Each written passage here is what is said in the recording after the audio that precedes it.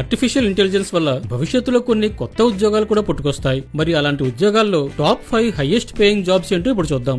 AI engineers. AI systems ని తయారు చేయడం ఇంకా మెరుగుపరచడం చాలా కీలకం. దాని కొరకు నైపుణ్యం కలిగిన ఇంజనీర్స్ కావాలి. అందుకే వాళ్లకు హై డిమాండ్ ఉంటుంది. సాలరీస్ కూడా అదే రేంజ్ లో ఉంటాయి. Data scientists.